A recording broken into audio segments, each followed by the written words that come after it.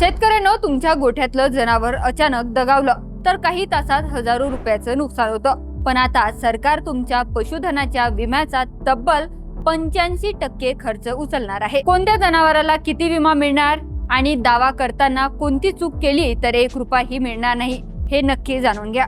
मंडळी, शेतकऱ्यांसाठी पशुपालन हा उत्पन्नाचा महत्त्वाचा आधार आहे।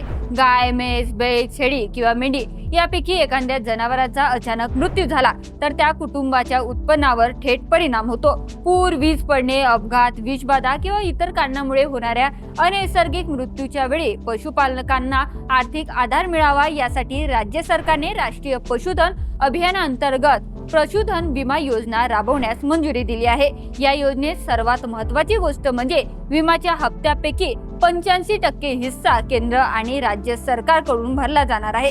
तर लाभार्थी पशुपालकाला फक्त 15% प्रीमियम भरावा लागणार आहे। आता कोणत्या जनावराला किती विमा संरक्षण मिळणार आहे तर दुभत्या गाईला 70,000 रुपये, तर दुभत्या म्हशीला 80,000 रुपयापर्यंत आणि बैलाला 70,000 आणि रेड्याला 80,000 रुपयापर्यंत विमा संरक्षण मिळू शकतं। तर शेळी आणि मेंढीसाठी प्रत्येकी 5,000 रुपयापर्यंत विमा संरक्षणाची तरतूद आहे।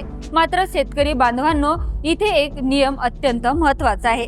नो टॅग नो क्लेम, म्हणजे जनावराची भारत पशुधन प्रणाली नोंदणी असणं आणि त्याच्या कानात 12 अंकी ओळख क्रमांकाचा टॅग असणं आवश्यक आहे। टॅग नसेल तर विमा दावा मिळण्यात अडचण येऊ शकतो। समजा विमा उतरवलेल्या जनावरांचा मृत्यू झाला तर 24 तासाच्या आत विमा कंपनीला माहिती देणं आवश्यक आहे। त्यानंतर आवश्यक कागदपत्र आणि शवविच्छेदनाचा अहवाल सादर करावा लागणार। प्रक्रिया पूर्ण झाल्यानंतर पात्र दावा असल्यास 15 दिवसाच्या आत विम्याची रक्कम थेट लाभार्थीच्या बँक खात्यात जमा करण्याची तरतूद आहे।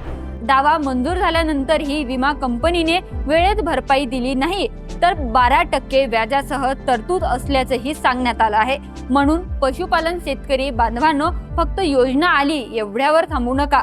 तुमच्या जनावरांची नोंदणी झाली आहेत का, 12 अंकी टॅग लावलेला आहेत का आणि विमा प्रक्रिया पूर्ण झाली आहेत का, हे नक्की तपासा। कारण संकट कधी येईल सांगता येत नाही, पण वेळीच विमा संरक्षण घेतलं तर मोठ्या आर्थिक धक्क्यापासून तुमच्या कुटुंबाला वाचवता येऊ शकतं। तुमच्या मते ही योजना पशुपालक शेतकऱ्यांसाठी किती फायदेशीर ठरेल?